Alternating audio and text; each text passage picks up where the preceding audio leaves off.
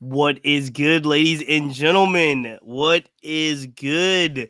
It is Monday, so you know what that means. A brand new episode of the Black Baseball Mixtape. I am your host, Cheats.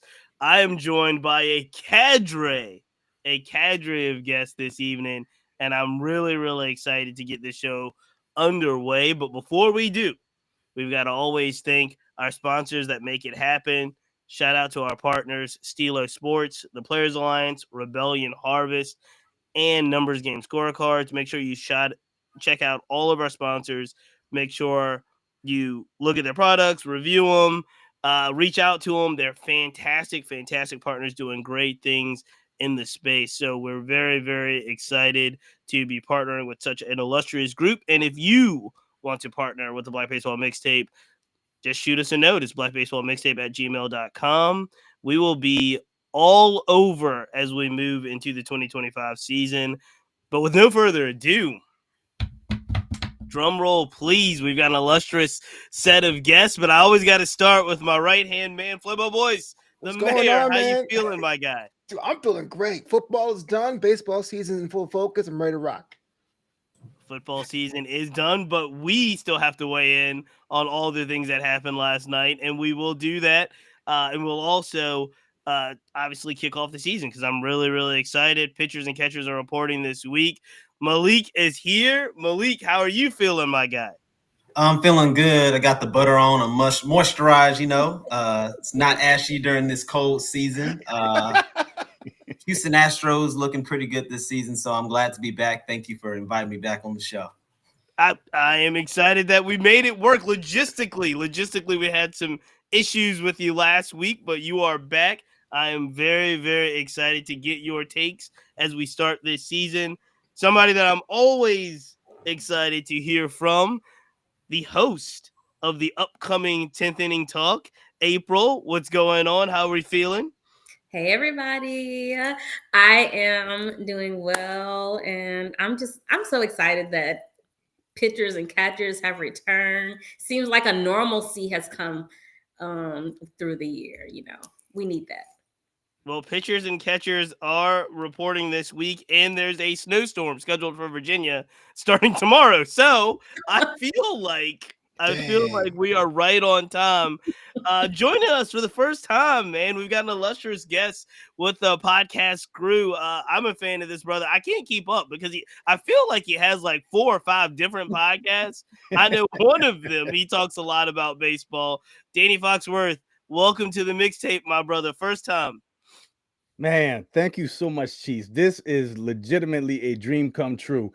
Man, I remember this had to be like 2022. And I was just like looking at Black Baseball stuff on IG, and there was an account that I liked. And then next thing you know, the algorithm and just started lining things up. And quite literally, Black Baseball Mixtape was the first account to pop up under the list of suggested accounts. And I mean, just the name alone, Black Baseball Mixtape, it instantly grabs your attention. So, man. Well, look, Now, the feeling is mutual. Likewise, I follow you all the time. I'm jealous of all the various things that you get to do because you talk baseball, but you just don't talk Right. baseball. You're talking all things sports, all things. I believe is it South Carolina? yeah, It's South Carolina. Right? You're talking like community and culture stuff in your neighborhood. I'm a big fan, man. So I welcome you, and we are gonna get into it. And you're the perfect person to start with to ask about this because what they tell me, and I really never really paid attention. I've never really paid attention until this season, but it really does feel like with the conclusion of the Super Bowl that just took place yesterday. Shout out to all the Eagles fans in the world. With the conclusion of the Super Bowl, the only thing I saw on social media yesterday was in regards to baseball related, was baseball season is here. Baseball season is here. Football season is now officially over, and everyone was talking about baseball season starting. It has never been kind of an unofficial start for me. I usually I think look a little bit more to spring training, pitchers, catchers reporting. Danny, has this been in your experience? Has it been like, all right, the Super Bowl's over, now baseball season starts?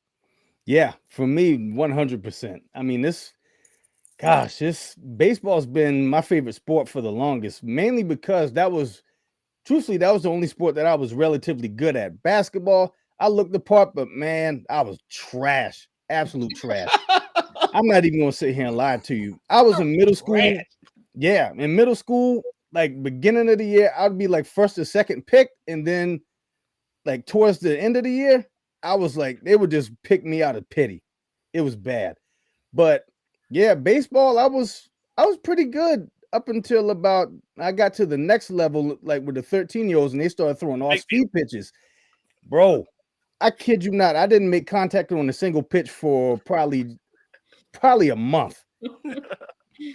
This was like Dixie Youth baseball, and then Dixie Boys baseball is the next league that I was having the trouble with all these off-speed pitches.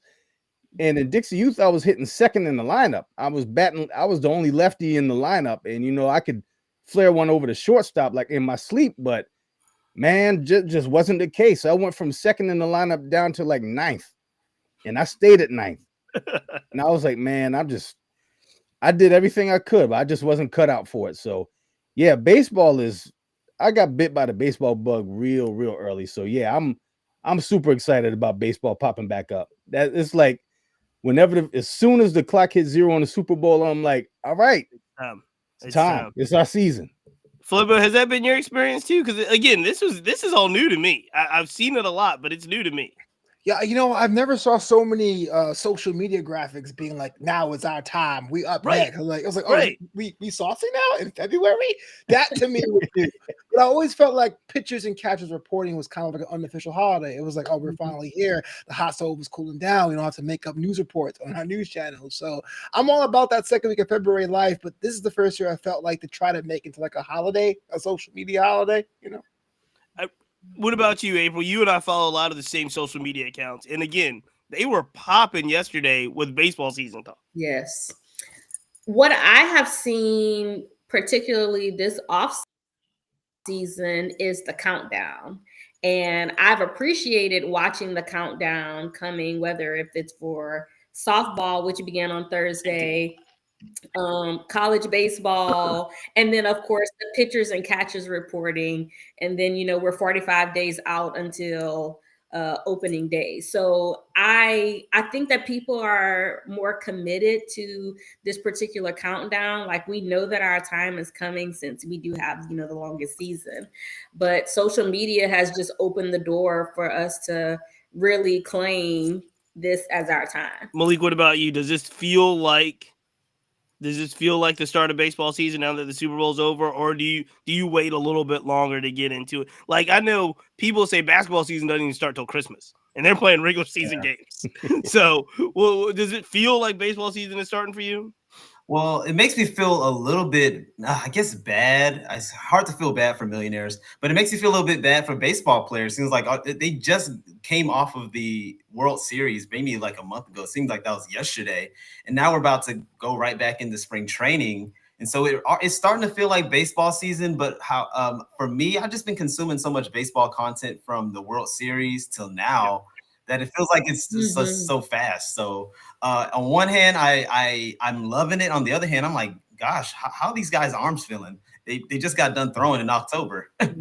Right. Look, Flobo, I'm gonna ask you, because this is the first time it does feel, for me, this is the first time where I really feel like there was no off season. Like, I really feel like, we just finished the World Series. We got a couple of weeks break, and now we're like really bad. I don't know if it was because of the hot stove season was something we followed even up until now. We're going to talk about Alex Bregman and some other people that haven't signed, but it just feels like it's a year-round thing now. And I remember them talking about, the NFL and the NBA feeling like they're year-round, especially because everybody gets so excited about the roster moves in the offseason. This season, baseball feels like it's year-round.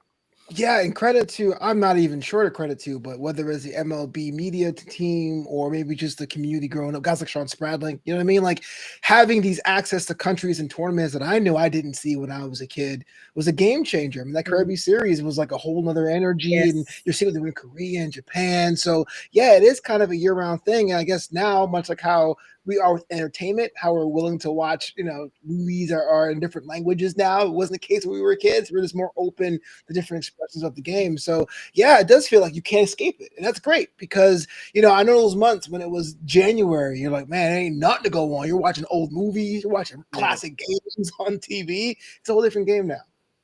Danny, this is I think the NBA did this a couple years ago where, I just started remembering the NBA offseason being like as big as the regular season. Like who's going to what team? They're locking Paul George in closets and saying he can't sign with the Clippers and all kinds of stuff, and Kawhi and all these guys moving. And it never really felt in baseball like that until last year for me. Last year is when everybody was on Shohei watch. We were trying to figure out what was going to happen with Shohei Ohtani. And it seems like that kind of excitement about where Shohei would land has now carried over. Juan Soto got more money than Shohei, but I don't know if it was a bigger spectacle in the offseason than figuring out where Shohei was going to go. Now we had to figure out where Juan Soto was going to go. We're going to figure out where Sazaki's going to go. And it seemed like a bigger mainstream media thing. Has that been your take? Like baseball offseason now has become one of those things where it's as big as, say, the NFL or the NBA? Yeah, 100%. Because I remember when Shohei was taking off, just like meeting with these different teams. I'm like, okay, is he going here? Is he going there? And, everybody was just sitting there waiting with bated breath, wondering where he was going to sign. And you just took the words out of my mouth because I was going to say like that fever pitch just transferred from Shohei over to Juan Soto. I'm sitting here like, man, so he's visiting with this team and he's visiting with that team. And man, these are the numbers that they're talking with his contract, like what he can possibly get. I'm like, oh my God. And then with him, and then goes from that to Sasaki. Yep. And I was like, man, Rangers are in the running. Oh, Rangers aren't in the running. I was like, you know what? I'm not even getting my hopes up. I know in my heart, I know he's going to sign with the Dodgers. It makes perfect sense. And sure enough, he signs with the Dodgers. We talked about this last week. So I'll actually let Malik answer because he was on last week. But I want to ask you as well. When you hear 15 years, $765 million for a hitter, not like again, Shohei, I felt like Shohei broke the mold and we weren't going to get those numbers outside of a player like Shohei. The year, the following year, you've got a hitter that doesn't pitch, and the Mets open up 15 years, $765 million. What will it take for him to be worth that money? For me, I think he's already worth half the money, and maybe because I'm a Juan Soto believer. I think all of a sudden when people were trying to pay Juan Soto, he just became trash. Like, oh, he can't do anything. But facts. Haters out there. He wasn't as good as he was. Like he wasn't a 20-year-old hitting bombs oppo. Maybe it's because I'm a Houston fan and I personally saw him, do us how he did us in 2019. But I think that for Juan Soto to put up at least 30 home runs a year, he has the 400 on base percentage that usually comes on every year. I think his lowest year was a 401. And so I think if he's able to maintain his steady production, just like Bryce Harper is able to maintain like 25 home runs per year, 290 average.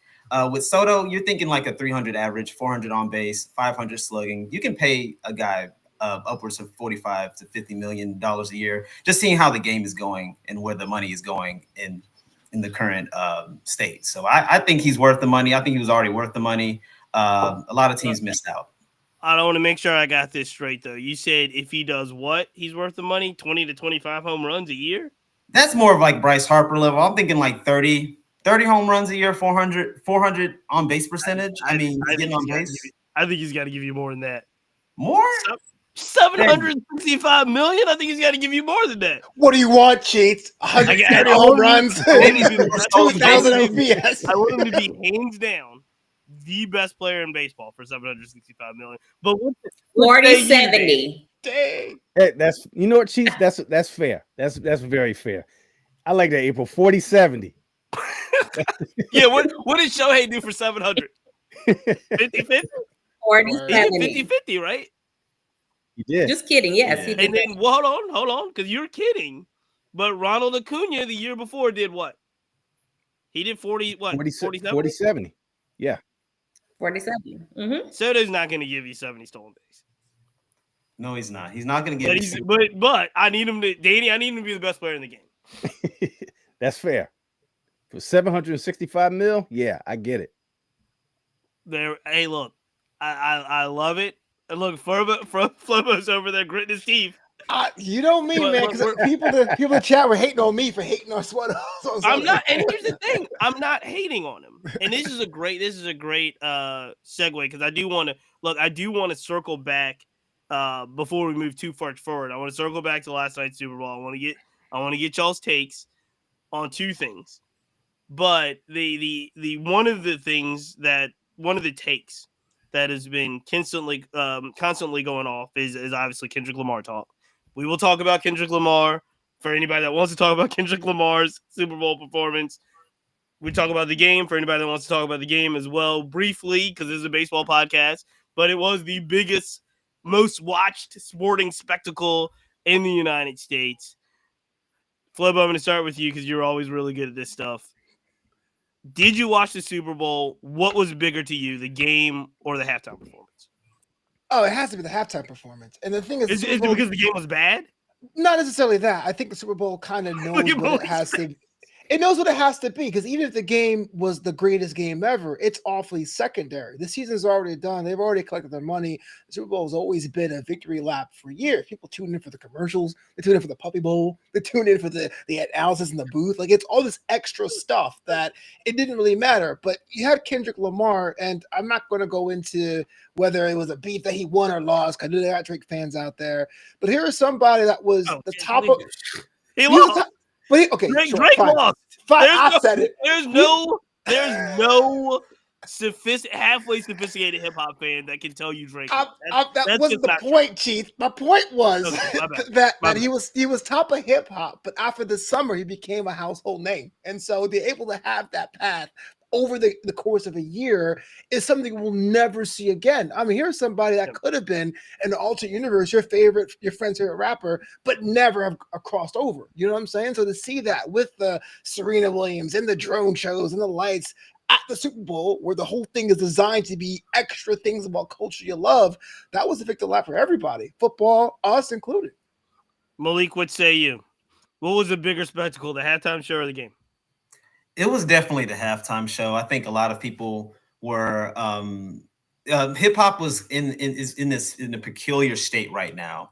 And I think that with the culture wars that have been going on in hip hop, people were looking forward to seeing what Kendrick was going to do before they were looking forward to seeing what Patrick Mahomes was going to do. That's just my opinion. I think people were really waiting for this performance, especially with the Lil Wayne drama that happened in the last year, it being in New Orleans. Honestly, I think us people were looking forward to the performance more. Does anybody have a take really quickly on, because there was a lot of Wayne hype before Kendrick got named. Then Kendrick gets named, and there was a little bit of wrestling and so forth. But as we move closer to the Super Bowl, obviously Kendrick wins 5 Grammys. He wins all this stuff. Was there any, the only people now I see clamoring for Lil Wayne right now are people that just don't like Kendrick.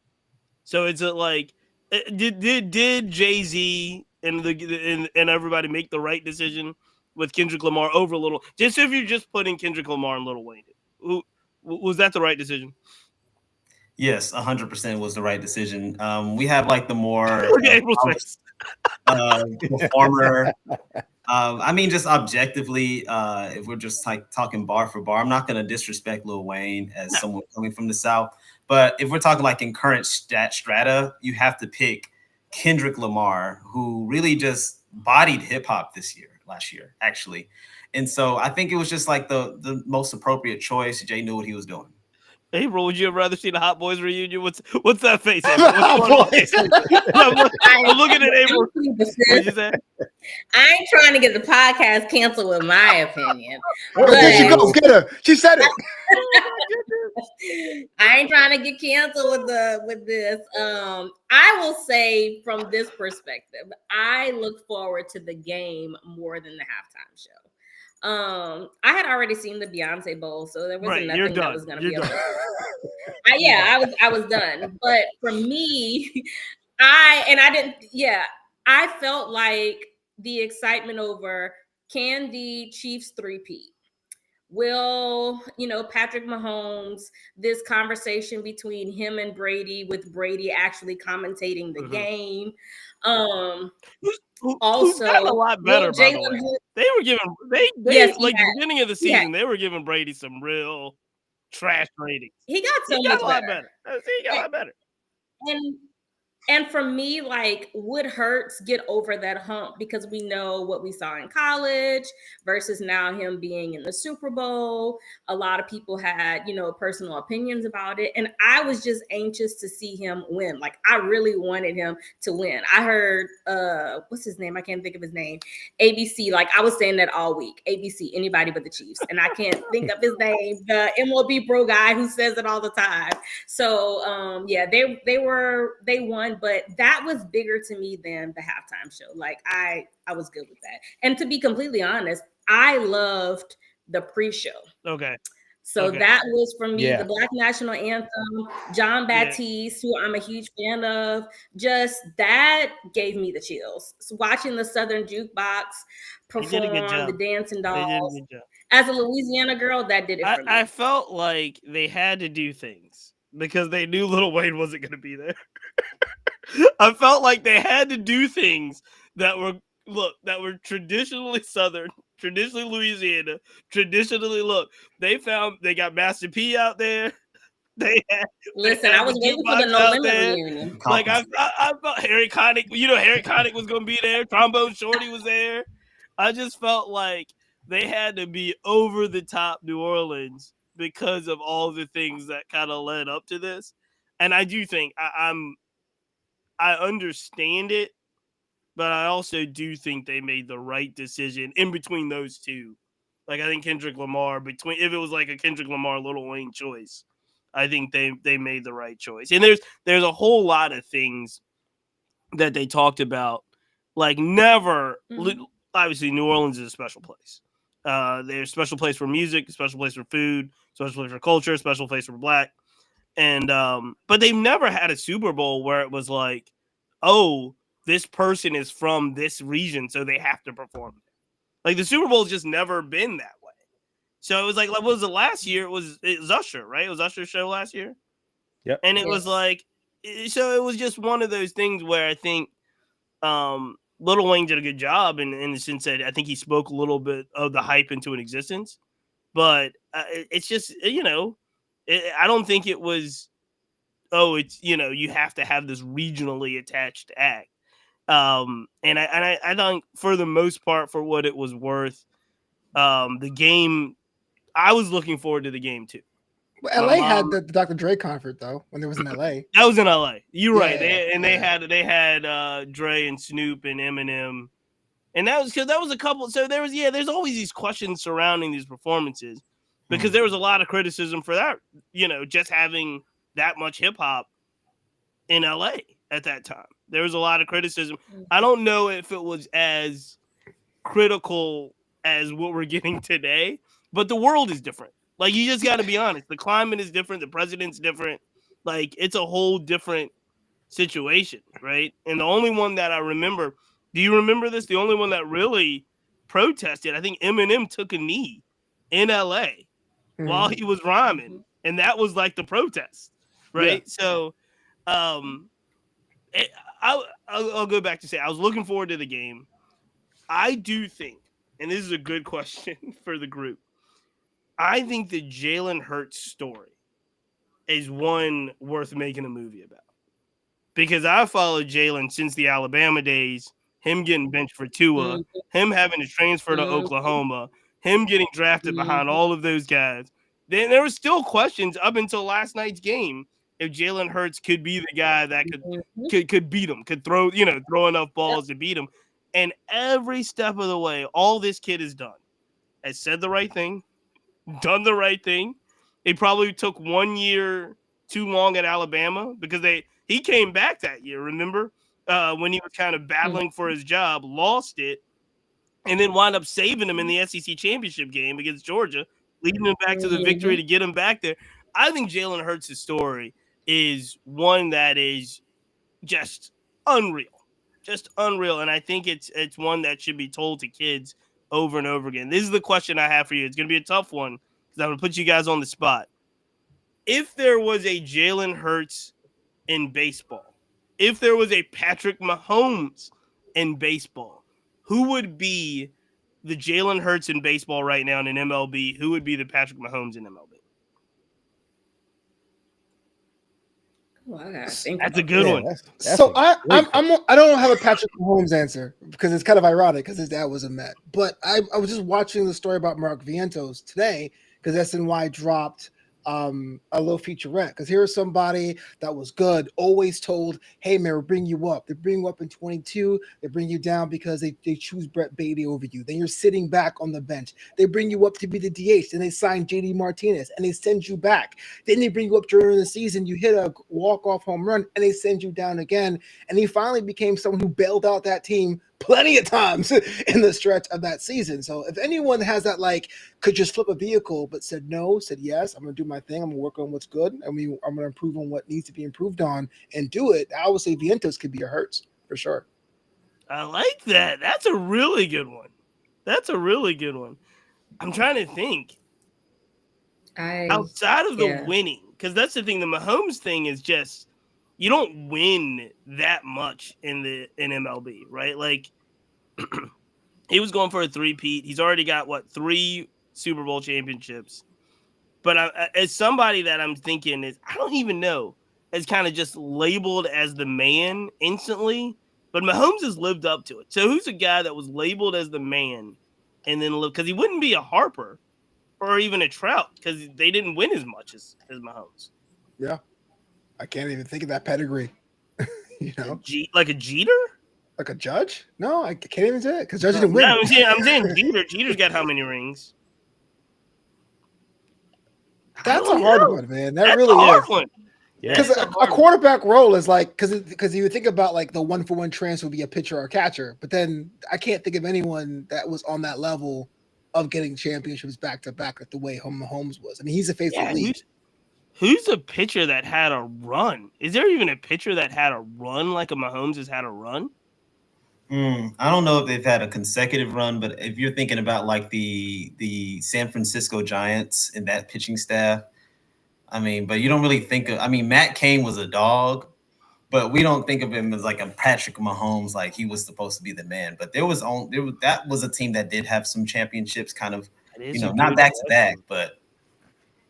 All right. Well, yeah, they had Lincecum too. Yeah, they had Lincecum.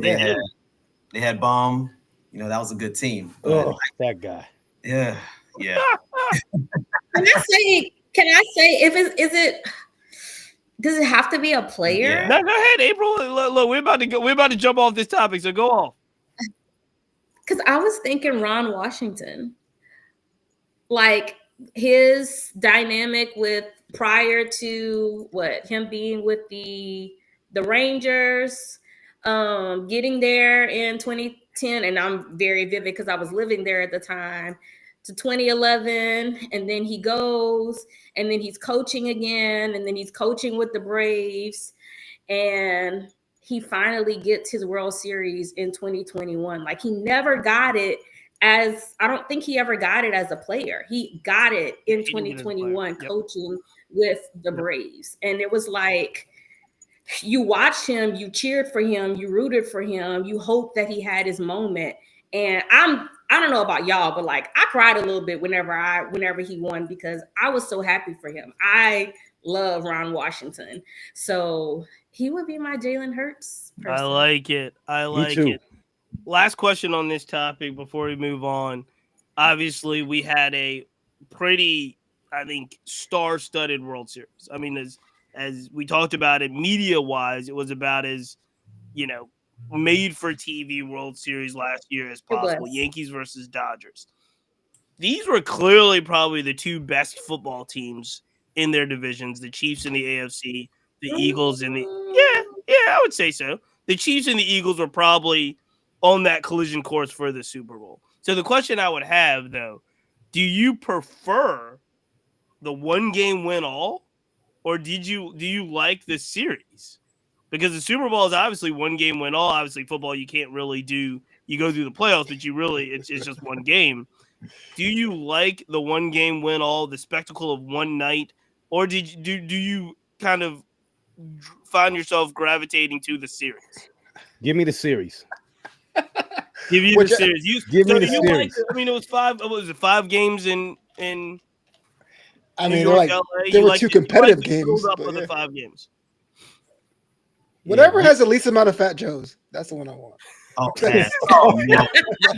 That's the one I want, man. I love Fat Joe. Just say it, man. You change the whole dynamic. The series for sure. All day the series. Yeah. I think if we're talking about one game, maybe the wild card, maybe. But I personally love the series aspect, the countdown to it, just the anticipation of it.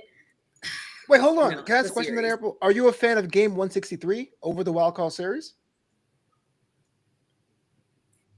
I don't know. I'm gonna be honest. Like I go back and forth with that. I don't know if I want us to go back to the one for the wild card versus this. I don't know. And obviously with the time and the questions behind it, but that's something to pose to everybody else too. I don't know. It's kind of like you have to see it for me. Like you have to see it and live it. And so in theory, I like the 3-game series. In theory, I think baseball is one of those games where I think to prove you're the best, I think you should win a series, even if it's 3 games. Even if you look at the College World Series and the College World Series finals, remember they would do the whole kind of double bracket, double elimination College World Series tournament, and then they would get to the championship game and play 1 game. And I was like, that makes no sense. That makes no sense to me. So in theory, I like the 3-game series, even what College World Series does now. Yet, I will say, there is nothing like the intensity of that 1 game. That 1 game when I hate it. I hate it for the teams that are playing in it, especially that 163, because you played 162 to get to the 1 game. But the intensity of that 1 game, who was it a couple years ago? Was it Pittsburgh that had the 1 game? I was hosting the 1 game at home, and it was just the crowd was going crazy, and I was just like, that's the most intense baseball I've ever seen is that 1 game. Yeah, given the series, I mean, I'm thinking about the Mets in 16 when they lost 163, and even in 2022 when they lost a 3-game series to the Padres. It's like, at least you go, hey, look, we had 2 games, we had 3 games, thank you, postseason, peace out. But I was just curious because I noticed some people want to say the postseason's too long. Let's go back to where it was. There's a lot of teams in the playoffs. We talked about that. We talk about that every time the playoffs comes in. It's like they're never going to go back. I do like. I like less teams in the playoffs. Like, I do like that. But the intensity is one thing that's crazy. Before we go too much further, we do have an audience question on Instagram. Shout out to Mind Muscle Med, good homie, met out there in Houston last season. He is asking the group, which Black American prospect, this might be a Malik question, what Black American prospect do you think is poised for a call-up and a breakout season? I will preference this by saying last year, I think the number finished with 5. I'm talking about 5 call-ups that were Black Baseball Mixtape interviews on the pod. I think we had 5 or 6 that got debuted in the major leagues last season.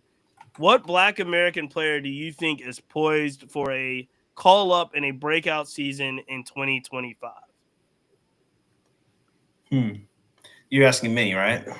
Oh, I'm asking the group, so I want to make sure we get the question answered. And make sure you keep putting your questions in the chat. We will try our best to answer them. For my opinion, the lowest hanging fruit.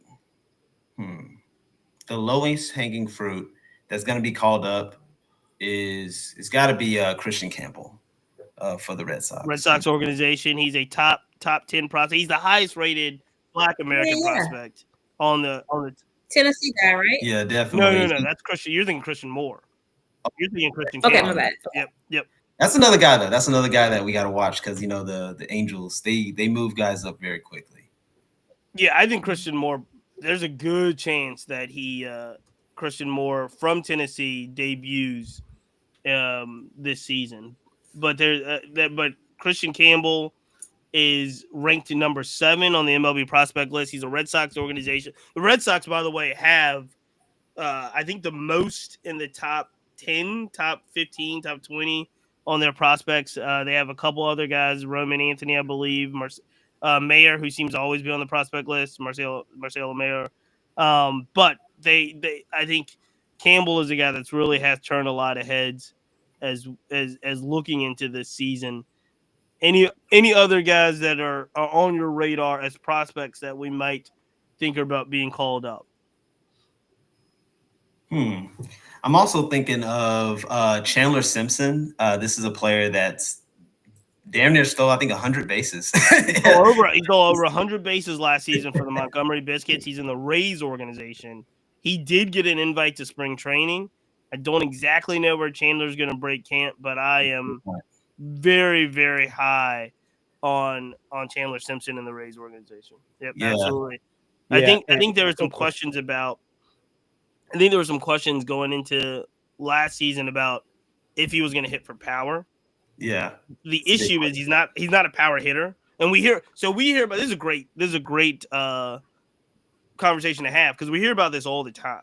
You see a guy like Chandler Simpson, who, like you said, on base percentage awesome, stole over 100 bases awesome, and you're wondering like, okay, what does it take? What does this guy have to do? He's in Double-A. What does he have to do to get the call? Because he's doing everything that we would think from the outside that needs to be done.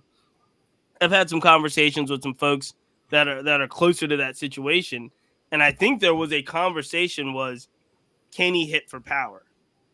And that actually is a problem because at this current point in time, he's not a power hitter player. So it's like, do you take the player that you have that probably could be successful in the major leagues as long as you don't ask him to be a power hitter? It's like asking, somebody like, I don't know, it's a great example, but you're asking Ichiro or someone to say, okay, you've got all of these tools, but now we want you to hit, 25 home runs. Technically, Ichiro may be able to hit 25 home runs, but he's not a 25 home run hitter. And I think that happens that happens to players more often than not that we're wondering, like a Chandler Simpson, what more does this guy have to do? It's kind of a crazy situation. That's a good question. And I think a thing about that is that we're seeing a lot of players with that similar profile getting drafted. The Dodgers picked up Kendall George, another fast, left-handed hitting black outfielder. We have the Marlins. They have Dylan Head, another guy who's a lefty swinger, kind of these Juan Pierre type players. And I think they're trying to search for power out of these guys. And another thing that they're starting to evaluate a lot more is exit velocity off the bat. So guys like Chandler Simpson, what I've read is that he's putting the ball on the ground a lot, but he's able to beat out, those plays. And so I think they're trying to find a way where he can be more of a line drive hitter, not necessarily a home run hitter, not trying to turn him into, like a slugger per se, but it's seeming like these teams for some reason are getting guys in the first couple of rounds who are fast. Enrique Bradfield Jr. is another example. And so we're going to see probably even more players like this, left-handed hitting black outfielders, which is a good sign. But hopefully they're not trying to change the way that they, that's gotten them in those first rounds, So hopefully we see a positive trend. So there's two guys I'm thinking of. One of them is not Black American. He's Bohemian, but they're both very young.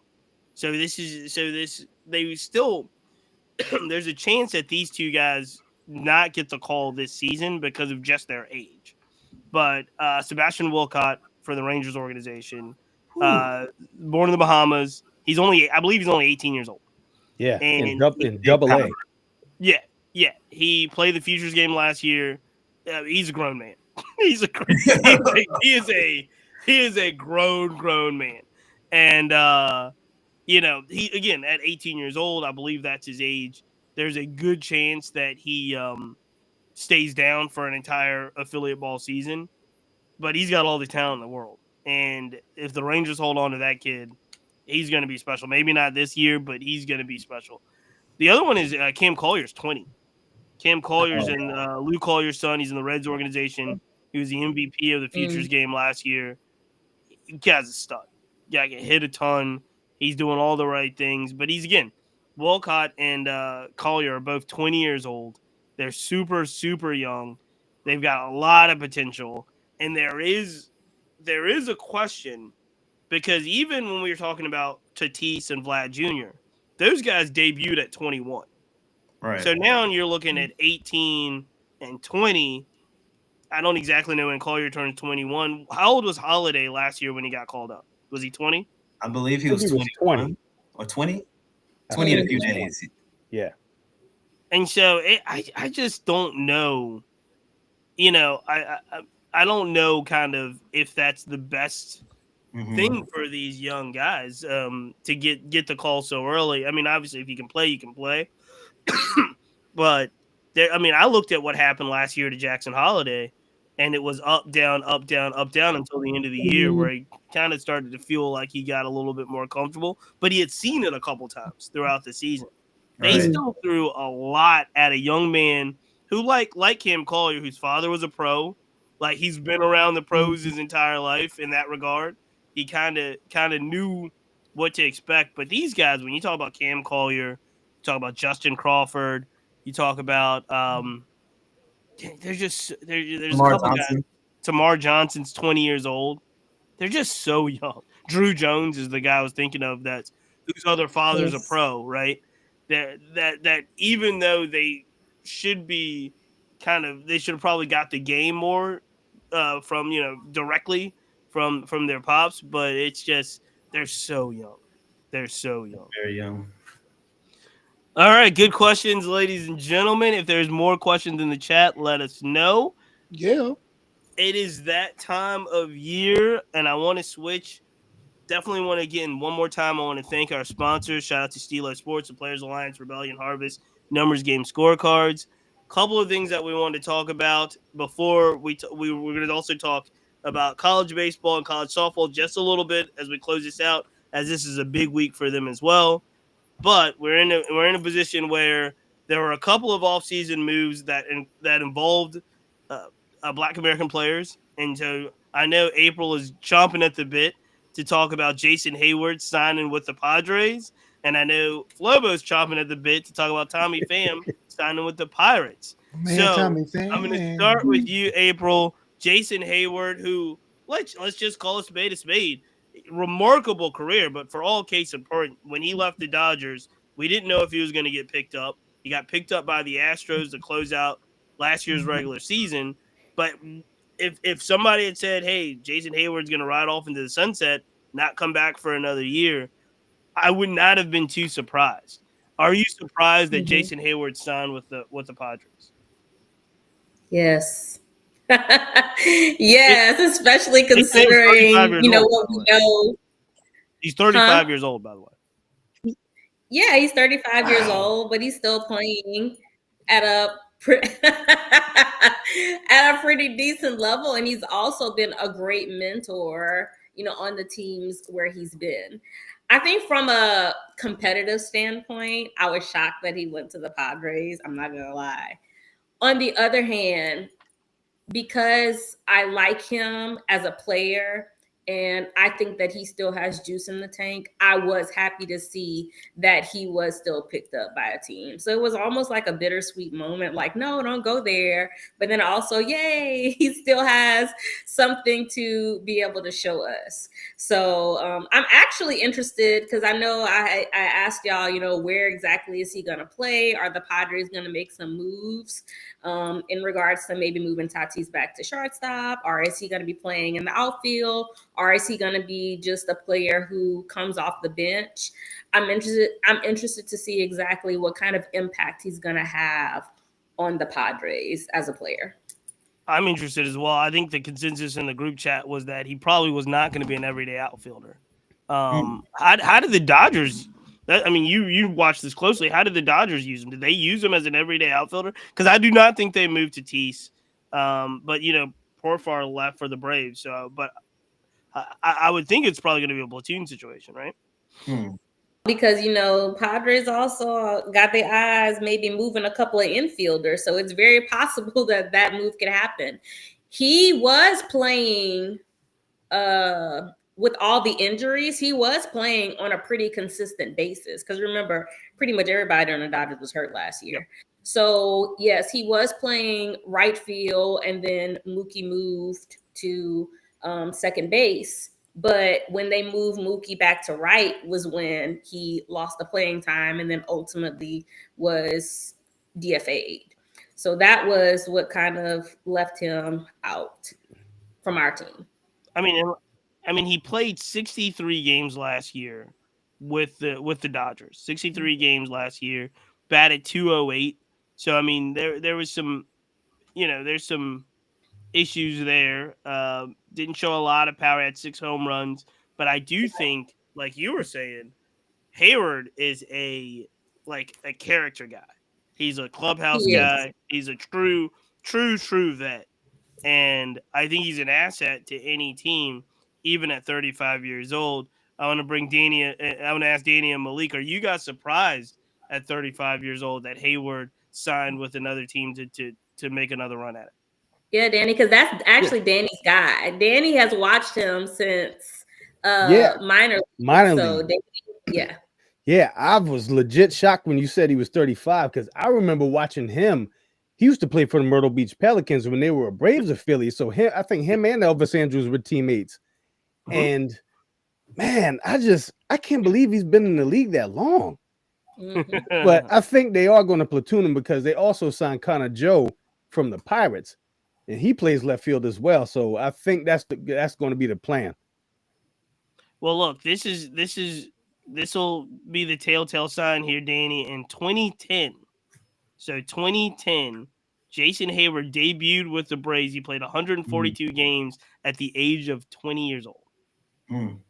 So wow. he has been in the game at the highest level since he was 20 years old. He is 35 now, and like I said, reputation is everything, and his is impeccable. We were talking about him being 35 years old. Flobo, Tommy Pham is 36. Yeah, my man Tommy Pham. Pham is 36. And he just signed another contract. He signed with the Pirates. Oh, I'm sorry. What do you make of Tommy Pham, the ultimate journeyman? Tommy Pham signed with the Pirates. We're talking about football kind of comparisons, right? We said Mark Vientos or Jalen Hurts.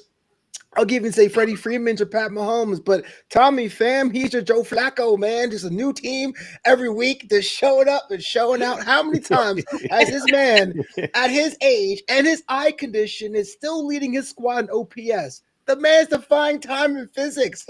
My man Tommy Pham, team number 10. I'm going to be a fan of the Pirates now, guaranteed. He's been on 10 teams? His 10th one, yeah. Holy smokes. Tommy Pham debuted. Wow. Tommy Pham debuted in 2014 at the age of 26. Yeah, he wasn't young. And so the thing is about Tommy Pham too, last season he played for 3 different teams just last year. Wow. Yeah. So he started with the White Sox, went back to the Cardinals. Remember, his first at bat with the Cardinals was, I think, a grand slam home run. And then did he finish the season with the Royals? Is that what it was? Yeah. That's what happened. Yep. And again, everywhere Tommy Pham goes, it just seems like he's a hit machine. Like you said, he's doing this. He's in the playoffs. I mean, what was it? Arizona playoffs before that. Like, so it's. I mean, hey, look, Tommy Pham is. You had him in the Mets in 23 as well, Flobo. Yeah, and to be fair, he was the first kick in that organization when he was like, "Y'all are lazy. Like, I'm coming to big batting practice early. Y'all showing up late." and people took that paragraph out. It was like the Mets were soft, which was right. But the more important thing was, here is somebody that somehow has a reputation, right? Every time Tommy Pham does something, there's always someone in the comments, "Strip club, haha, Jock Peterson." But he's still going to work, and the teams he's on, he's still contributing. He's not doing anything in the locker room that's bad. He's just doing his thing and minding his own business. I respect the heck out of that. he's one of those guys where it's like it's either you love him or you don't. You know what is a good equivalent to me? I think it's like Russell Westbrook.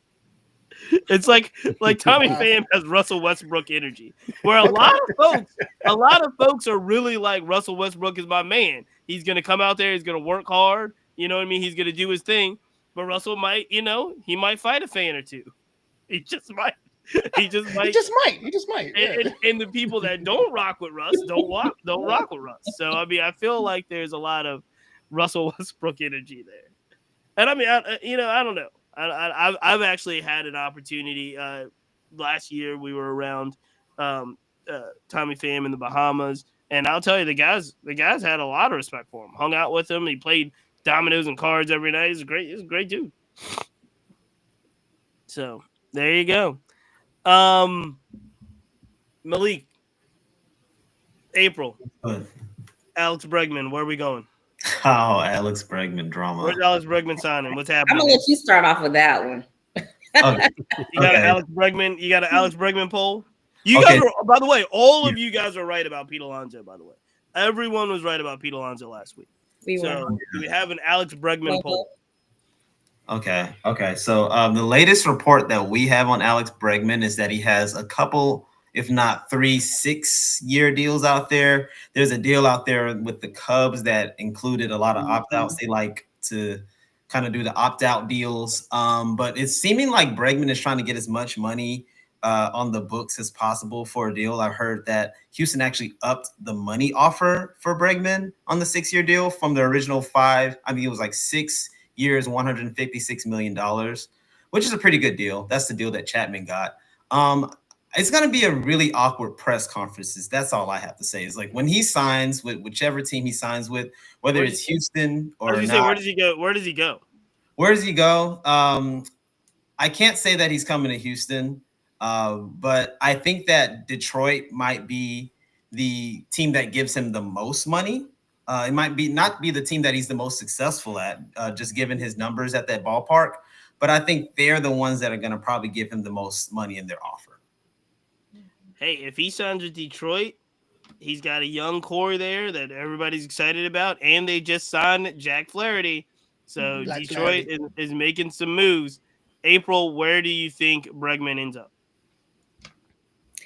I honestly thought that when the season ended, the relationship between him and the Astros were done. Right. So this whole back and forth thing between them, it just seems like a toxic relationship. Like somebody needs to cut the cord because at this point, I'm annoyed. I honestly, and I think I told this to y'all last week, I thought that he was going to be a Tiger by this point. Like it's literally spring training is right around the corner. Yep. So I thought that he would be there. I thought that he would be reunited with AJ Hinch. And then here come the Cubs trying to offer something. So the shade. I don't see him as an Astro. I see him in a different uniform. But I do think that he is still trying to hold on, maybe that they might come and offer something because he wants to remain an Astro.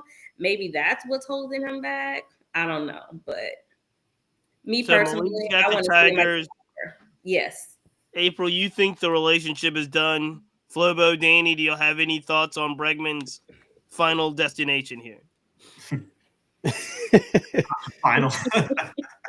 Final destination. You know what? I'm gonna go out on a limb and say he goes back to the Astros. I like that. I'm with you. I like that. I'm with you. I'm with Danny on this. I feel like, again, a lot like Pete Alonso, where it was everything's looking like it's in shambles, everything's difficult, everything's hard. Well, his comfort level in Houston obviously is there. Right. They can make the arrangements to try to, like they've already said, they can make the arrangements to get him back. I think they've looked at the landscape now, and again, the Cubs. I guess the question is how much are the Cubs and the Tigers willing to overspend? But if all things money wise are close, I think he finds it in his heart to go back to the Astros. This is where I am on it. That's where his heart is. But so there you go. Flobo, any thoughts on Bregman? Talking about overpaying. That's what the Cubs do all the day. So I'm going with Chicago, man. I mean, Shota can't do it by himself, man. I really feel like you did the AL thing for a while. You were successful. Did it roll out the red carpet. You're not like Pete Alonso, where you can say, "Oh, the Jays are talking to me too," right? Like the Cubs are a decent organization. That's my vote. That's my question: is who they're negotiating against at this point? Who's in the mix to negotiate? If the Tigers, Cubs, and the Astros, are they negotiating against themselves? Because at this point, he's got to get in the camp, right? Sometime soon. Right. Yeah, absolutely. It's a long-term deal. I mean, I think those deals aren't just happening anymore across the board. And a lot of these new teams with new front offices, they just say 2-3 years. You know what I mean? So yeah, there's not much there. Not much of a market. And Kyle Tucker is a Cub now too. Kyle Tucker's a Cub that might help him out there a little bit. I mean, Bregman, we're looking at Alex Bregman is 30 years old. All right. He debuted with the Astros. He's only been an Astro. He's played all his entire career with the Astros, 2 All-Star seasons. He debuted with the Astros at the age of 22. I just feel like there's a lot of pull there. He also has a salsa. So if he moves out of Houston, that salsa's done. The stores are not selling that. HEB, they're going to probably take it off the shelf. That's true. I forgot about that. Condiments is going to be the reason. Condiments is the reason why he's going to leave. And Malik, you also mentioned that he also played for LSU. So I personally wondered if he just wants to stay in the South, because going to both Detroit and Chicago, that's a completely different climate as well. Yes. That is true. Speaking of climates, before we get to our last segment, quick question for you guys. It was announced that the MLB Hall of Fame, we've been talking a lot about the Hall of Fame. Shout out to CC Sabathia. The Hall of Fame inductees for 2025 has announced what caps they will wear on their bus going into the Hall of Fame. Most of these we already know. Ichiro is going to go in as a Mariner. Right. Dave Parker is going to go in as a Pirate. Now, he played for a lot of teams. Dick Allen's going to go in, I believe, as a Philly. He played for the Phillies and White Sox, I want to say. But I believe he's going to go in as a Philly. Billy Wagner is going to go in as an Astro. And CC Sabathia has decided he is going into the Hall of Fame as a Yankee. Any surprises here? The only one I think we should even talk about is CC. CC going in as a Yankee. Is that something that surprises anyone? No. I kind of would have loved to see Ichiro as a Marlin personally, but I'm the only person who feels that. I love those. The Ichiro Marlin years, man, were great. But no surprises. Exactly. Yeah, I mean, I don't think there's any surprises there. If anybody that spent any time around CC Sabathia, I mean, he's New York through and through. That was him marrying up with New York and just being there. I think he was there for just over a decade. Obviously, pitching in the beginning. Obviously, Cleveland drafted him, got his start with Cleveland, got sent over to Milwaukee for that playoff run, which. If there should be a 30 for 30 about that Milwaukee Brewers team, that was actually one of, I think they had like 8 or 9 brothers on that team. Like you got to look up the number of Black American players on that Milwaukee team that made the run. There's quite a few. Nigel Morgan was my dude, man. Oh yeah. I think Ricky Weeks was on that team. Prince Fielder was on that team. Yeah, on that team. So that should be a 30 for 30 that Milwaukee Brewers run. But he landed in the Bronx, and it just seemed like. Even though CeCe's from the Bay, it just seemed like New York was home for him.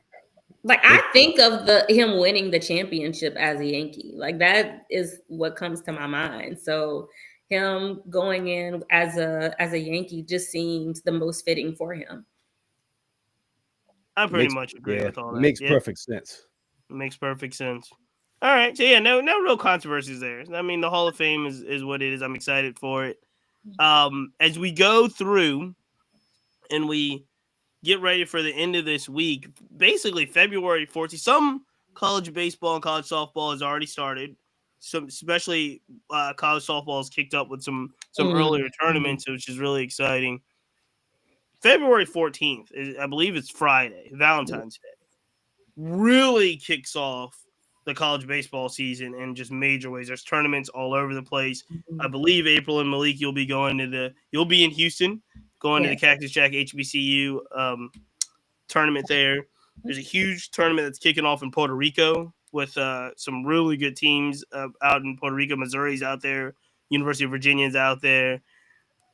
There is a lot of excitement around the number of Black American players that are playing in both college baseball this year and college softball this year.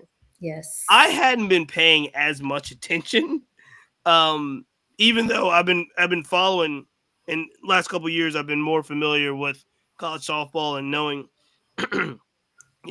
the numbers of college softball players and Black American college softball players is elevated. It's elevated more than college baseball. We talked about this Yep. on previous podcasts because there's a lot of multi-sport athletes in college baseball. Mhm. A lot of the multi-sport athletes ultimately choose either football or basketball. Mhm. Multi-sports athletes in softball, college softball, ultimately usually choose to play softball. Some of them may choose to run track and field and do some other activities, but a lot of them that are really the most talented college softball players wind up playing college softball. So the numbers are higher than you would think for African Americans, especially in college softball. This is a question I have for the group, because we have started to see over the last 2 years, and I do give a lot of credit to Angel Reese and Caitlin Clark and Don Staley and the University of South Carolina.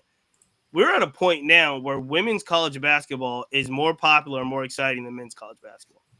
You could look at LSU, you could look at Paige Beckers at UConn, you could look at South Carolina, and Flaw J's playing at LSU. USC. The players that are playing Malaysia Fawali and all those guys are over at South Carolina. A lot of folks can't name anyone in college baseball, maybe outside of Cooper Flagg. Like you might name one or two folks, but it seems like, especially last year when you could name Caitlin Clark and Angel Reese and Cardo, like the tide has really turned. Is there a world where you see, because college softball has always gotten a lot of exposure. It's always been on ESPN. It's always, when we get to the games in Oklahoma, the college softball World Series, it's always been very prominent. Do we get to a point where we think college softball will be a bigger marketing product than, say, college baseball is? Or do you think we're already there? I think with the return of the professional softball league, I think that will possibly impact college softball a little bit more. I think the one thing that probably keeps college baseball over softball is that the players don't leave as quickly as they do in basketball. Like, I don't know none of basketball players because they all leave and Right. what happens. Whereas within baseball, they'll stay the 2, 3, maybe 4 years. And so I get a chance to be able to see their stories, for them to maybe redeem themselves, go to the regional, super regionals, and so forth. So it's kind of hard to be able to say. I will say, as I mentioned to y'all, I think right now softball has something going that no other sport does with OU in their run. So that makes it a little bit more enticing for them to be on another run in a particularly new conference. But will they completely eclipse baseball? I don't know if they're there yet. But what I am excited about is that, yes, they're getting even more exposure than what they've already had. So the eyes are on them than they were more so before. I think Oklahoma has like 8 Black American girls on their team too. That's the thing that I think might fly under the radar. We talked about LSU and the wonderful video that they just released this week for Black History Month. They've got like 12 black girls on their team. Oklahoma has like 8. So the best teams in the country in softball seem to be finding ways to get the best Black American players on their teams. Flobo, do you think that would make a difference in the long run? We always talk about representation in baseball and saying, oh, we need to see more and more of ourselves. The girls are doing it. Yeah. So I would say yes, but now it's different with the NIL stuff and how do you start a whole brand, right? These schools, these institutions are kind of brands. in their own right. So some way it's easy, right? You can give money to Harvard or give money to any other school like that and support all programs. But when a new sport breaks out, I'm not just talking about softball, I'm talking about lacrosse. I'm talking about cross country. You do need people to cross over and be out, be seen doing sketches and be seen being fashion mavens. I know it sounds weird, but they're able to say, hey, look, try this and buy into this. I know on the surface, you're like, whoa, these are capable athletes. Why are we doing this extra stuff? The reason being is that typically we have like a sports diet and we almost never want to try something new until something either controversial, something fantastic, or a whole new way of storytelling comes across. You look at the WNBA, yeah, Caitlin Clark gets a lot of credit, but I remember during the bubble with the orange hoodie was another watershed moment for WNBA, which wasn't planned, but had a rippling effects that paved the way for someone like Caitlin Clark. Not saying to have an orange hoodie moment in softball, but something along those lines. I think the interesting thing is, I think when you talk about NIL, and you talk about potential to make money on their own image, I look at someone like Maya Brady over at UCLA, right? And I think she would be able to make way more money than a college baseball player. And not just, I mean, look, I've got eyes. I'm a human being. I'm not saying like, and what I mean by that is some of these softball players that like again, they are models. like for lack of a better term, they can put on a fit. You know what I'm saying? They can go on Instagram and people will follow, not even knowing that they're softball players. And so, I mean, I do think there's an interesting dynamic that comes to play when you talk about college softball. And again, they're athletes first. They're amazing athletes. They're some of the best athletes in the world. But there's things that are, I think, that are happening in college softball that are extremely exciting if you're a Black American parent, if you're a Black American fan, if you're a Black American player. Danny, have you seen kind of softball and NCAA softball kind of turning the tide a little bit, or what do you think? You know, I'm a little like not as quite in the know with softball. Is like I'd say like with April, I was like, when she mentioned all the softball talk in the group chat, I was like, you know what, I need to lock in. I need to lock in because that's a good question, because again, we do talk a lot about we talk a lot, like we hear a lot as baseball fans. We hear a lot of there's not enough of us on the field. There's just not, and I'm not going to root for the product because I'm not going to cheer for people that don't look like us. Right. Now, Danny, when you hear somebody that may not be as familiar, but when you hear LSU has 12 and Oklahoma has 8 and Georgia has another 8, like some of the top programs in the country, does that make you want to kind of see who these girls are and what they can do? Oh yeah, my antenna's going all the way up. Yeah, Malik, like, what do you? Oh, go ahead. I'm sorry. I was going to say I didn't realize LSU had 12. Yes, we have 11 or 12. We like that. Yeah. And they've had some of the best. We talked about this. They had some of the best Black players in the country, but Oklahoma is one that, again, that you are not going to Norman, Oklahoma, for fun, right?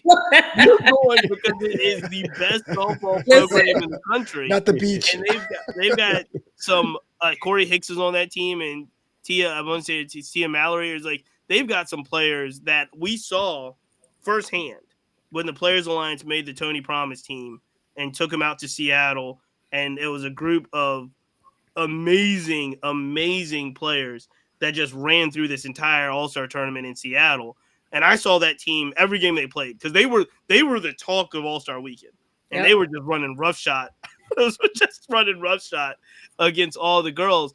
And again, 2 of those girls were Oklahoma commits. One of those girls, Precious, was a Georgia commit. And then they did it again last year. We saw them in Birmingham, and they've got LSU. That LSU's got a player. So it is one of those things where, like I said, I think the multi-sport athlete in softball oftentimes defaults to softball, where the multi-sport athlete in football and basketball for men can default to other sports, where obviously there's going to be a lot more accolades if they're a top.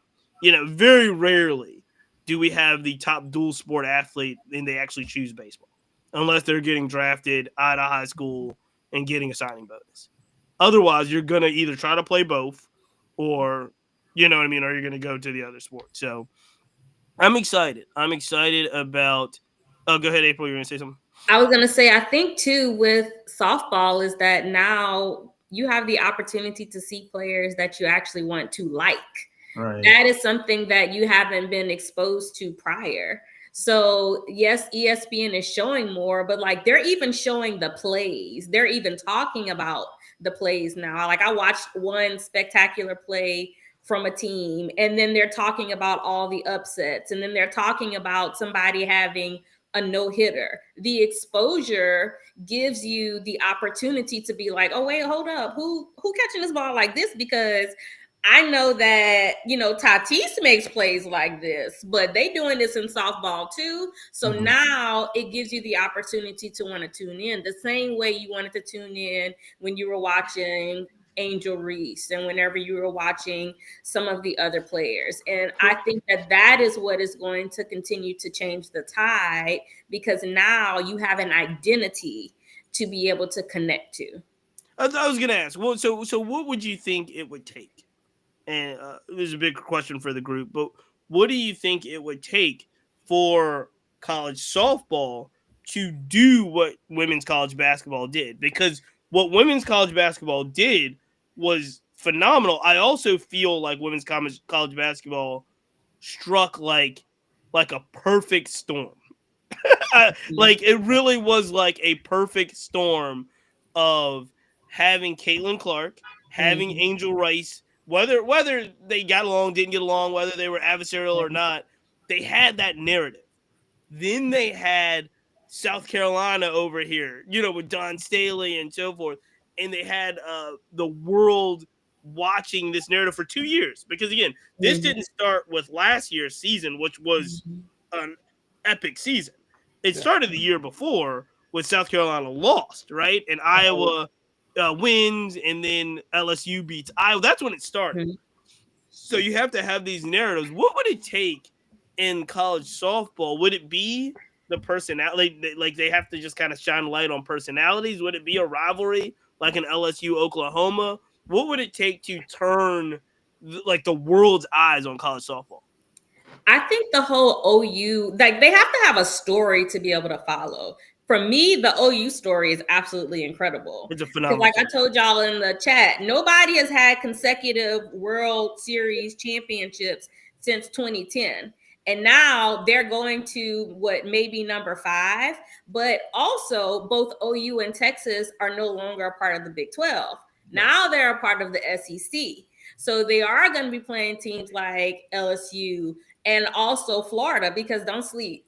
It is not a walk in the ballpark when you go into Gainesville either. Those girls play some softball. So I think it's important for all of these sports channels and even us to promote the narrative that, look, these games are up and this team was supposed to be good, but they lost. And, you know, I remember like OU 2023 season, they lost one game all year. But those big games, like you just had the Texas-South Carolina game, everybody was tuned into that. We have to be able to promote those same games within softball so that people are aware that these girls are out there, this rivalry exists, and you need to be tuned in to exactly what can happen. I'm with that 100%. So, like, if I was tasked with that, we're seeing out with a lot more sport leagues too. Baseball United was friends of the show. We talk about Unrivaled. What those two leagues did specifically was lean into a content core and say, hey, look, here we're going to give you some inline access to our stories, our backgrounds, our platforms, and allow other journalistic outlets to really write about the story and craft their own stories. Again, going back to that moment during the bubble with the WNBA journalism was there day one, but I really felt that was the first time people were crossing over from the cultural side, from the Black Voices side, from the music side to cover the WNBA, and that was different angles singles enough for someone like Clayton Clark to break through. So it's a little different in college. I know they're like businesses, but not businesses, but they're like institutions of higher learning, but not. But I do think opening that up to having different outlets cover it and having the Black Baseball Mixtape softball show or what have you can only help. I think you referenced a couple times about the bubble and the energy around the WNBA, and I think you're right about that, Flobo. I think one of the reason why they were able to cross over is because they were one of the only leagues. One, they were obviously run by women, but they were one of the only leagues that showed guts. So if you remember the time of the bubble, that was also the time of 2020. That was the time of George Floyd. That was the time of protests, and there was a lot of people tiptoeing around what they were going to do, how they were going to make statements, and the WNBA was obviously an organization that just said, no, this is who we are. They were the first ones to have statements on the court and have their names. You know, people came around, but I think they captured a moment, a cultural moment that really worked well. And I do think when we're talking about the women's college basketball the last 2 seasons and so forth, they've captured a moment as well, which clearly made them more popular. The women's NCAA finals got higher ratings than the men's NCAA finals last year. And it should have. They were an exciting game. Let me ask this before we get out of here, because we're coming up on time. And there's so much exciting talk to have. And I want everybody, look, we're here every Monday with this crew. Danny, you're welcome to come back as much as possible as well. We were talking a lot about college baseball, and there's one thing I want to ask about on a college baseball level, and it's about the exposure the last couple of years that we've seen when it comes to HBCU baseball. We've seen a lot of effort. We've seen, you guys are going to the Cactus Jack, which is a big tournament that gets put on television. People are reporting from there. Vero Beach is the Andre Dawson Classic that's always on MLB Network. Last 2 years, we've seen the Swingman Classic, which happens at All-Star Weekend, where it's some of the best HBCU college baseball players as well. We are seeing a lot of effort into, highlighting and exposing HBCU baseball. I will say, I want to say last year, maybe out of all the draftees, maybe 2 of them, I think 2 were HBCU draftees. And so I'm interested because there's great coaches in the SWAC and the MEAC and HBCU. There's some talent there, some real talent, draftable talent, but it's not the SEC. It's not the ACC. A lot of the effort that goes into HBCU baseball exposure, I'm wondering if we're at a point where, do we think that it's paying off? Do we think that it's do we think that it's doing what it needs to? I will say this: with every year, we're starting to see more and more, especially with NIL, more and more African Americans playing in those power conferences. So I'm really interested to see, do we think the efforts to highlight HBCU baseball is working, or what more do we need to do? Not we, but what more needs to be done? That's a fantastic question. I know that's an answer everyone has a theory on, so I like to hear your answers for sure around the group. But I think it's a 2-pronged approach, right? When you have an HBCU event, one, you showcase the talent now, or what's going to be talent in 2 to 3 years. But at the events themselves, that's when you bring the entertainment, you bring the color schemes, you bring the culture too. When people do go see these things, goes, oh wait, it's natural for us to participate. So you get the representation visually, but then there's that cultural feeling of being like, oh, it's not. You don't have to pick and choose to play baseball to drop who you are. Maybe I'll let that know from my kid when they want to pick up a bat or something. So there is that. And I'll say more of that. It's always great. But once I understand that it's completely to be authentic, and we do have different interpretations of what that means and how we feature Black talent from their all different backgrounds, and I think there's room to do that as well, and make sure you have those seeds planted for the next future generations. I think we just have to be hopeful that the MLB takes a concerted effort in, scouting and actually sending some of their evaluators from their teams to HBCU games. We see players from JUCO getting, drafted. We see players from internationally. There's a big international focus that teams are finally starting to invest in. I think the Orioles just now really started investing into their international market in the Dominican. They better. We got a 35-year-old pitcher from Japan. Exactly. So Hey. if the hopeful would be that MLB sees that there's value in the HBCU, circuit, that there's a lot of raw talent. We're seeing a big influx in Black prospects that we discussed earlier in this cast. So I think it's going to have to come from both ways, because I'm noticing that the efforts that are being put into, HBCU exposure and, games classics, but we just need more of a two-way street, in my opinion. I think it's interesting because I think what happens for, especially because I've gotten to know quite a few HBCU coaches. I think the challenge is anyone that balls out at the HBCU is going to be in the Power Five next year. Yeah. Like the transfer rules make it so easy for them to go to one school for another. So if you've got the SWAC Player of the Year or the MEAC Player of the Year, that kid is, as long as he has eligibility left, he's playing on a 1-year contract, looking to say maybe next year I can go to Texas A&M, or I can go to Duke, or I can go somewhere else. So it's a real peculiar position that the HBCU head coaches are in, because their best players, they're almost renting them, right? They're going to probably go to Power Fives. Now they have the opportunity to get some of those D1 guys, those Power Five guys that don't pan out. Some of the best players at Southern were transfers from Louisville. Some Grambling best players or transfers from Division I powerhouse schools that didn't get the opportunity to play. And we talk a lot about that, but I wonder as we move forward, and this will be something that we track all year, because again, there's going to be another season of effort to highlight HBCU baseball games and tournaments and conferences. And I wonder, what is the end result of that? Is the end result of that to give them exposure so they can go to a Power Five school and ultimately, get an opportunity to play there? Or are they looking to lift these programs up in general? I think I often think of the Dion thing with Jackson State. And the more I think of what Coach Prime did at Jackson State, the more I think that it is extremely exclusive to Coach Prime and Jackson State. And I'm looking around, and we'll see what Michael Vick does at Norfolk State coming up this year. But it just seems as if that man, with his personality and his kind of ability to just draw attention, put that spotlight on Jackson State, and in turn, obviously, got people talking about the SWAC and HBCU, ACCU football back, in a different way.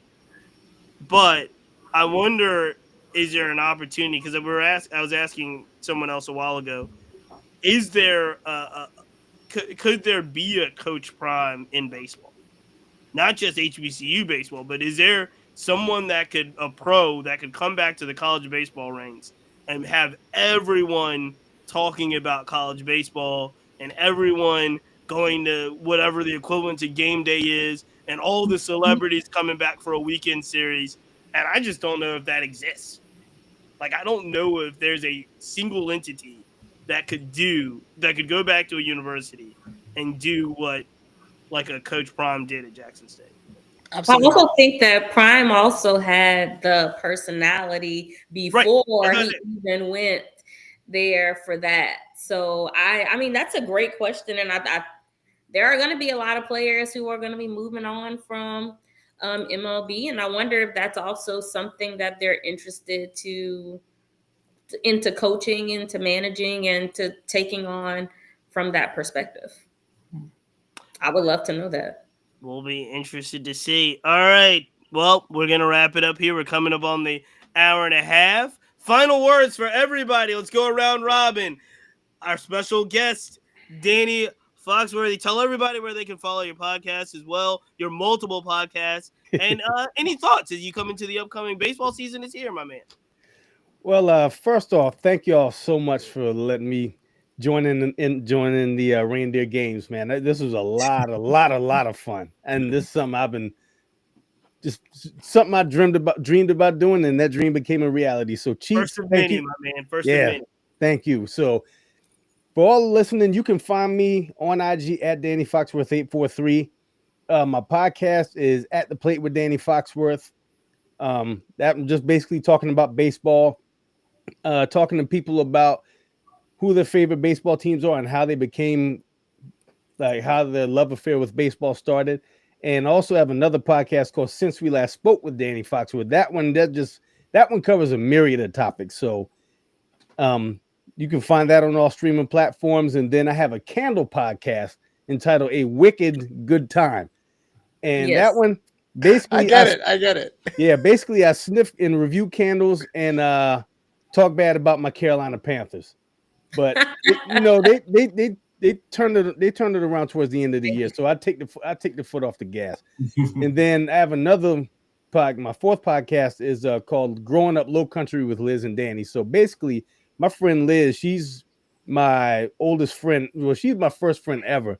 And we basically just reminisce on what it was like, growing up in the Low Country. I'm from Moncks Corner, South Carolina. It's like a half hour from Charleston. So we just once a month we just chop it up and reminisce and do a podcast. So yeah, we got to do a meetup at a River Dogs game, right? Charleston River Dogs. Yes. Yeah, that's why I lit up when Malik brought up Chandler Simpson, because they're a Rays affiliate. So I got to see him and Tosh Bradley and Xavier Isaac. Oh yeah, they got some boys. They got some boys. Some boppers. Yeah. Yep. Man, all right, I'm sorry. I was going to say my biggest goal is to get to the All-Star game this year because it's in Atlanta. Oh yeah. So that's at the top of the list. We will meet everyone there. We'll meet you there. See y'all there. We will meet you there. Malik, last words for you, my man. Speaking of meetups, the World Baseball Classic next year, 2026. Let me plug that in. Houston. Okay. Plant seeds. Sprinkle. Yes, You got something sooner than that, though. Tell the people where you're going to be this weekend. Yes, we're going to be at the HBCU Classic, hosted at the, I guess, Dyken Park now. You're going to see some awesome HBCU baseball, see some awesome players that are going to be there as well. The Players Alliance is going to be there as well, I believe, right? Cheats. I got to check. I don't know. I know they were there last year, and that's how I got to go, but I don't know if they're going to be there this year. Well, we definitely got to tap in. So you can follow me on Instagram at ButtermanCane. I make body butters and make sure that people aren't ashy, never ashy. Yes, Lord. And so follow me there. Also make documentaries on the underground Houston hip hop scene at Houston Art. You can follow us there as well. Love talking baseball, and I'll see y'all sometime next week, hopefully. Yeah, man. It's so modest. The smartest man in baseball. Right. April, you're going to be with Butterman Kane this weekend, right? Butterman Kane. I will. And y'all, I'm so excited about it because I looked up the schedule of the teams that are going to be playing. And Saturday for sure, Southern versus Grambling at 3 p.m. at Dyken Park. That is going to be a huge thing. I remember last year, Cheats went to I think it was the early game, and he was like, man, there were a lot of people. Southern showed out. Southern showed out last year. It was cold. I remember it was like cold and rainy. Yes. And Southern showed out. Yes, and then Texas Southern and Prairie View will be playing that Saturday evening at, I think, 7 p.m. So there are going to be some great games all weekend. Y'all look for us. We'll be there, but make sure you follow me. Go ahead. Is there going to be a Southern Grambling game on the tilt? Because there's some get back. I know Coach Johnson and Coach Pierre, there's going to be some get back from the SWAC tournament championship if they're on the schedule to play each other. Oh, it's 3 p.m. Saturday. I already checked that. Okay, yeah. 3 p.m. Saturday. So make sure y'all tuned in, and y'all make sure you follow me as well. I'm sorry. No, it was Jackson State. Coach Johnson's over at Jackson State. Omar Johnson's over at Jackson State, and I think they played Jackson State and Grambling played in the finals last year in the SWAC tournament, right? I have to go back and look. Yeah, I think so. So there's a lot. Again, we were talking about those HBCU rosters, and they turn over a lot. So they there's some really exciting players. Coach Pierre is one of the best coaches in the business. So is Coach Johnson over at Jackson State, Coach Crenshaw over at Southern. So you'll get a chance, both of you, to interview those guys, meet them, and I can't wait for the coverage to be on the Black Baseball Mixtape. So selfishly, I'm very excited about this. Selfishly, I am. Make sure you before we go too much further, make sure you're checking. If you have not checked the website, make sure you do so. Our Black History Month Major League Baseball tracker is in full effect. We are tracking all 30 clubs and what they are posting on X for Black History Month, and there are some updates. There have been some updates, and a couple. I think the Yankees just made an update today, posting about Stanton. So there's some updates that we're excited about. So we'll make sure we check that. Flobo, what say you? Last word. Saying me, Yankee ticket to Sweet Time is what I'm saying. Unlike everyone else, I'm gonna be at home this weekend. I ain't going out nowhere. It's all good.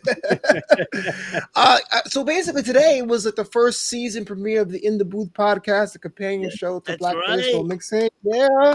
Anyone in the business, the fan, we got 10th inning talk coming soon.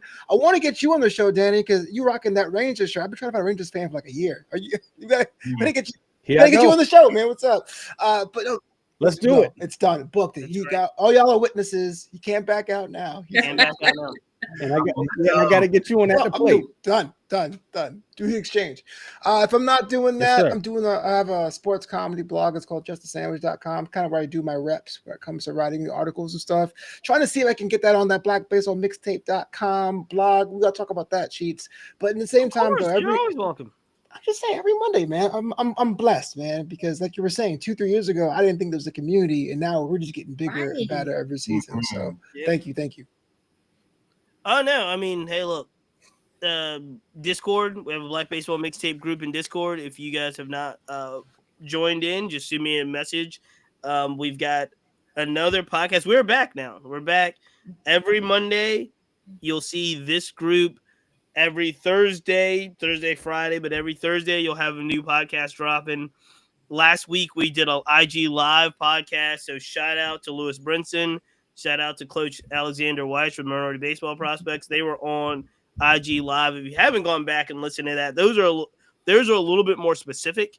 And the conversation last Thursday on IG Live with a former professional player and one of the most legendary coaches in Atlanta turned into the owner of the kind of largest minority baseball kind of platform in the country. Mm-hmm. The conversation surrounded around what do players have to do to be successful. Mm-hmm. And when you're talking to Lewis and you're talking to Alex, you really should say, what do Black players have to do to be successful at every level? So if you're a player, if you're a coach, if you're a parent, go back and listen to that IG, because they were dropping gems over gems over gems about what it takes to get to the next level. And they've seen it all. So that was exciting to have that. Obviously, last week, Flobo was talking about Juan Soto no longer being a villain. What? There's a poll. Matter of fact, I'll end with this because Flobo Flobo's ability to do this posed a question, and we talked about this because I think it sparked a lot of conversation through the week, and it really did spark Thursday's podcast. And the question was about, I think we used the wrong word, Flobo, to be honest with you. Right. But we used, can Black players at the highest level be average? I think we used mediocre. Mm-hmm. But could they be? And we took a poll about it, and I think half the people called us idiots. Right. Half the people that were listening. I clarified this on Thursday, and I'll clarify this today. And what I mean by that is, if you are a Major League Baseball player, you are in the top % of the 1% of the most talented players in the world. Like, there is no such thing as a mediocre talent that makes it to Major League Baseball. So let's get that out of the way.